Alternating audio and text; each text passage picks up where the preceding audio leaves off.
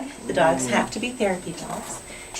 And we always work as a team. So I consider Willow my full partner in all of this because she actually does the work.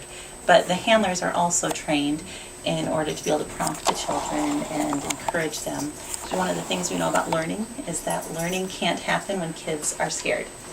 And oftentimes kids get really fearful about reading to their teacher or reading in front of their peers, and it literally will shut down their brains. She's very comfortable here, as you can tell. She loves bookstores.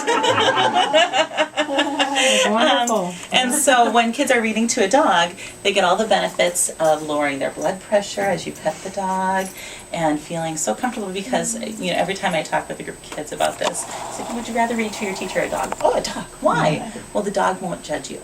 The dog doesn't criticize you. The dog doesn't make fun of you. And it's just amazing to see the difference that makes in the kid. And so then as the handler, we learn to prompt the child using the dog. So if there's a word that they don't know, we say, Willow hasn't seen that word either. Let's figure it out together. But then it falls on Willow and they don't feel embarrassed. Do you briefly tell us a success story? Absolutely. One of our favorites is a girl named Abby, who was a fourth grader last year. And Willow and I work at a school. Lots of therapy partners and read partners work at schools and libraries. We're part of the North Star Reader Group here in the Metro that represents groups in about 27 Hennepin County libraries as well as in Carver County. And so we get around to lots of area schools and libraries. But Abby was a fourth grader when I started reading with kids at an elementary school.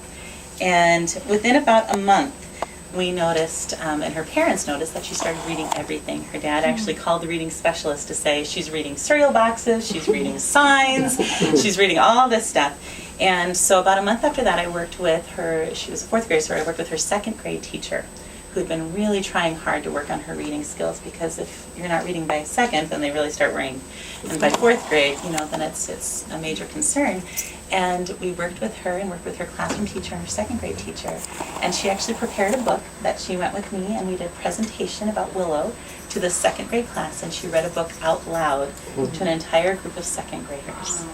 And it was so exciting to see that confidence level in her and that pride. And after that, R.E.A.D celebrated their 10th anniversary, and we had the opportunity to be part of some of the publicity events that they did.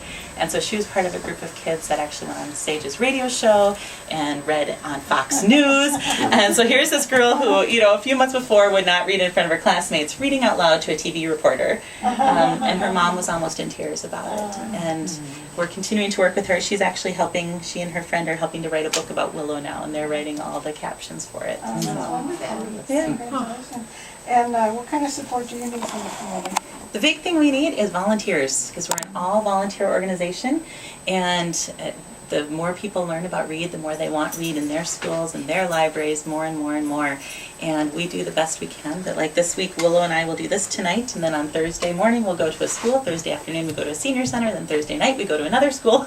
And they're still looking for readers for Saturday, but we'll be out of town. So it's a constant need for readers. And so if you have a dog that you think would be a good match as a therapy dog, and you think that's something that you would enjoy personally being a part of, we're always looking for new teams. And the North Star group here in the Twin Cities is a great support group.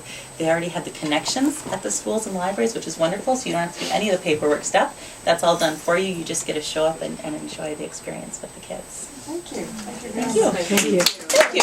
And Willow and I also have some brochures here about R.E.A.D, and we'll be available afterwards if you want to say hello. Willow will love that, and I'll be available to answer questions on her behalf.